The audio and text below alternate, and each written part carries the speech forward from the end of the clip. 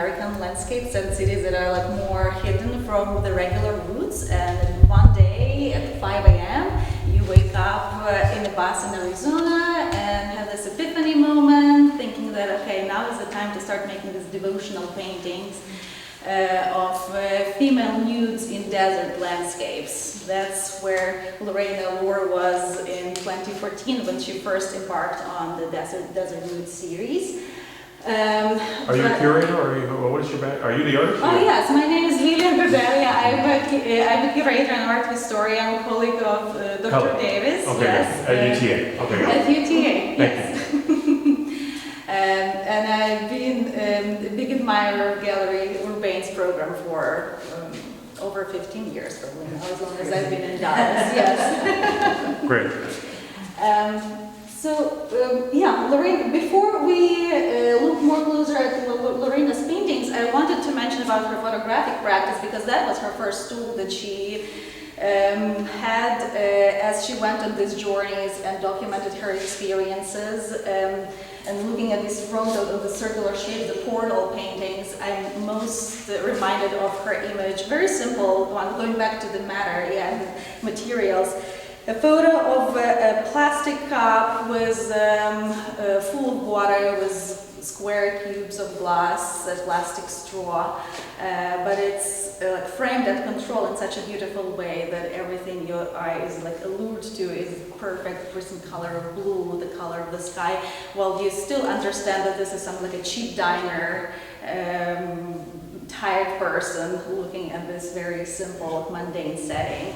I encourage you to go to Lorena's website. I don't think there are any earlier publications of her work with photography, but the way she shares this journey across America, across Southwest. Lately she's been traveling along the Mexico border, smaller cities. She focuses so beautifully on colors and these moments of between mirage and dream. It could be a backseat of a car with like lush red velvet finish, or a sticky fake leather, sofa, again like in a diner somewhere, some abandoned parking lot situations with leftover like markings on burnt asphalt, or old signs leading to motels or bars.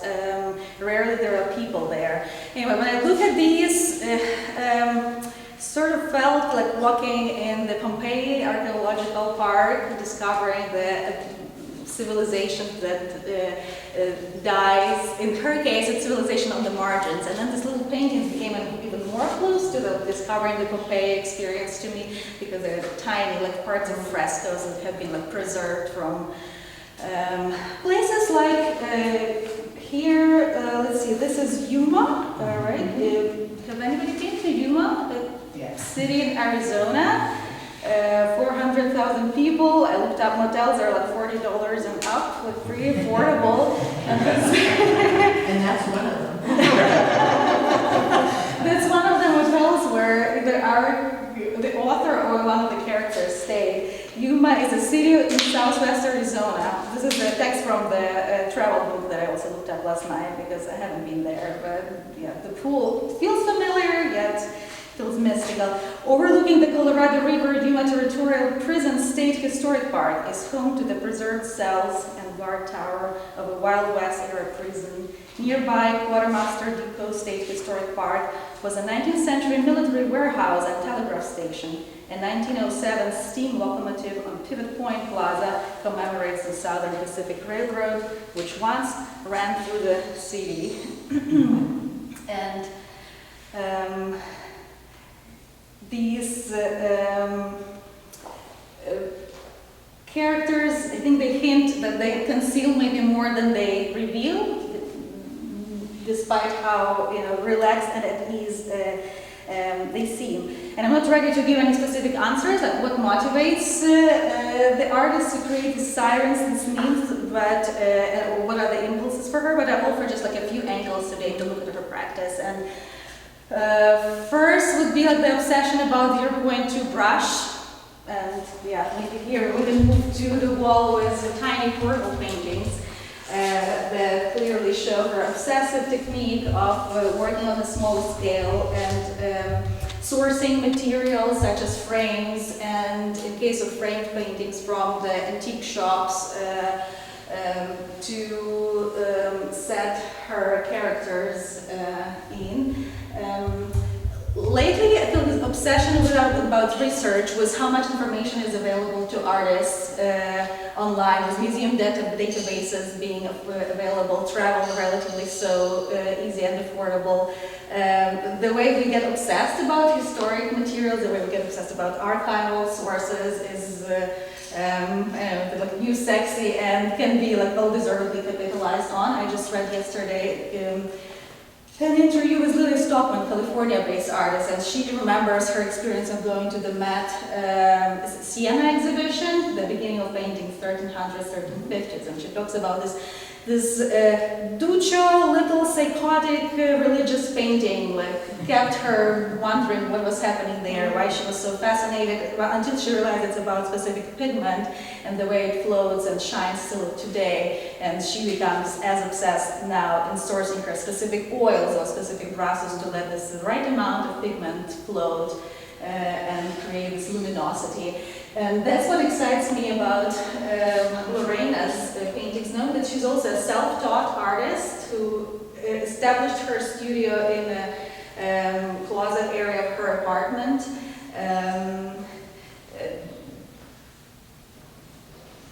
Creating these goddesses in a rather haunting spaces. Eve Agnes Hills, who wrote an essay, a beautiful essay for this show, talks that these are the like amulets, talks about them and points at how perfectly Lorena mobilizes the empty space around her subject. So there's nothing happening in this motel room except for the atmosphere of tension and maybe the absent subject and the desire that's articulated here through the distant view of an extinct volcano and the dark blue night sky, cheap furniture, a bed, I guess, yeah. And it's all very electrified. It's all about the desire and how charged the space is. There's no electric plug in the model painting here that we know it's during this. We've So, been there. Yeah. So making them wanted, making them adored, making them like as treasures or possessions obviously speaks to another like psychoanalytic elements that I'll get to this a little later. But since I was on the idea of antique frames and very this meticulous collaboration with the framer in London, particularly the cherry wood frames that are absolutely gorgeous. This wonderfully 3D printed inner frames that she designed just to make sure they resensitize us. So chronologically, we can feel a little disoriented here because these nudes can, as Lorena herself points, live somewhere in the Middle Ages. It can be a Northern Renaissance painter, Hans Memling or Cranach, creating them. And yeah, I guess the point of it is to let us exist in a atemporal space, but very attentive to little details, such as the waves on these moire patterned fabrics. Beautiful, and maybe we can stop on this painting because we now see our nude, the mystic nude in Arizona Springs, this one I believe, yes, the landscape, which made me think of the concept of Parapastoral. You might have read an article with Katie White recently. She talks about the rise of the genre of Parapastoral contemporary art based on the last 5 years of the fairs and what collectors are looking at.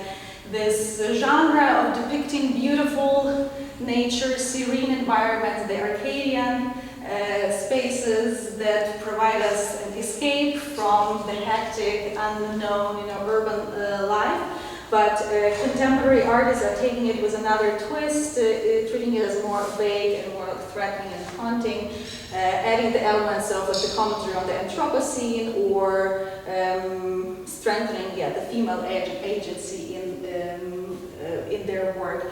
So the example of pastoral would be Titian. That's where pastoral as a genre starts. 1905, he paints the two, maybe an artist and musician, Venetian man dressed in like red costumes with like two nude females who look like completely plucked out of the myth.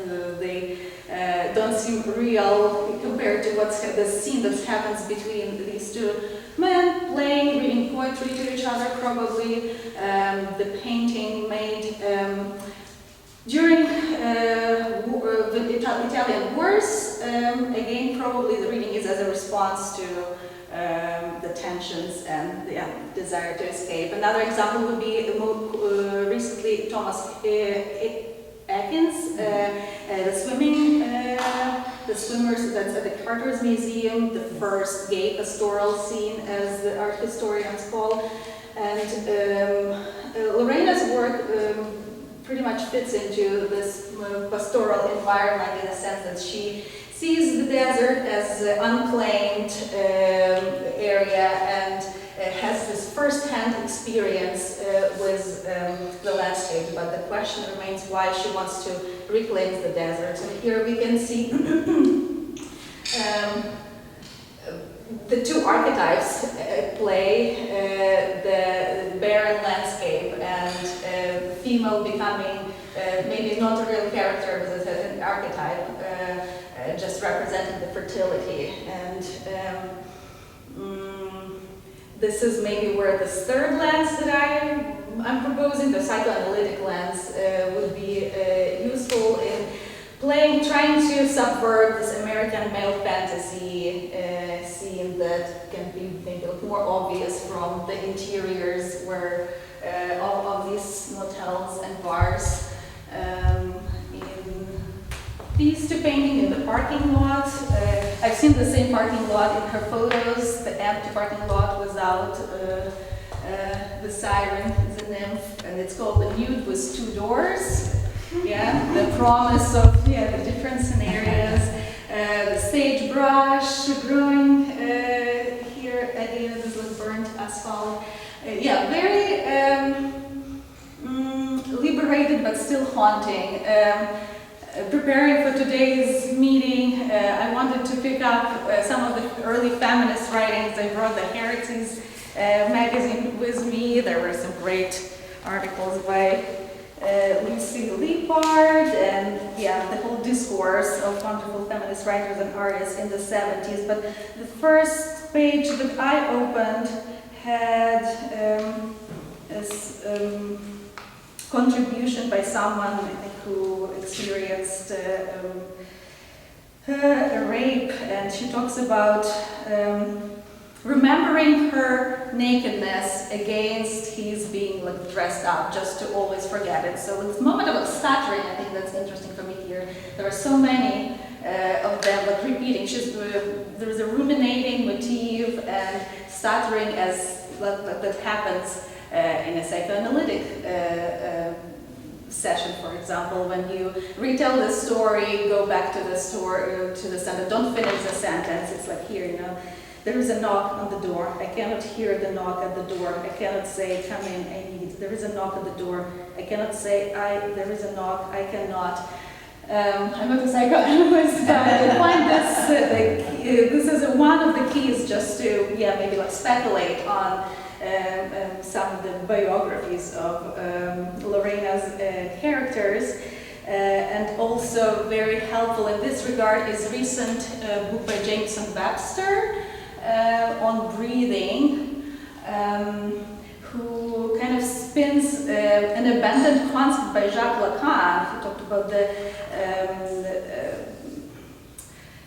the thinking of breathing, one second, the respiratory drive. And how this concept became very familiar to all of us in a post-COVID world, when we can literally visualize the phenomenon of sharing same air and inhaling what others exhale and contaminating everybody and being the vectors of danger for each other in a way, or in a more positive way. This little painting gives me a lot of hope and pleasure just to look at, again, for the reason of time displacement.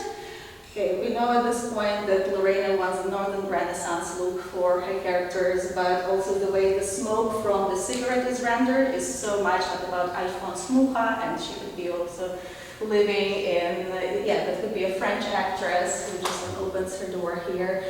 So this Art Nouveau aesthetic that's used in this painting. And if we take smoke, with breathing and smoke as a habit and as a metaphor of a specific encounter, as the stress you inhale, but then the cleansing that comes after that, and what beautiful, pattern the nude in this painting creates, and accepting and understanding the perspectives of others, that she had interactions with without quite define her identity, but she breathes with ease and elegance, and totally aware of the compounded trauma, but also desires and the best fantasies that people have, which also goes back to what Lorena shares about her subject, that they can have concealed. This may be about concealed heartbreaks as much as it can be about the most desired fantasy. I think this is those women are. They're fantasy women too. I mean, we don't know where she came from, which I think is interesting.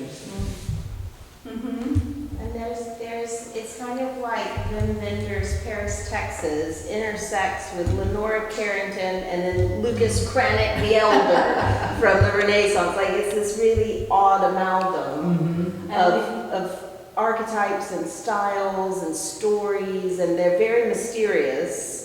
And yet, to what degree are they fantasies? Are they kind of both and neither, real people and archetypes? And it's very intriguing. Does anyone have questions? I love the silence. That was amazing.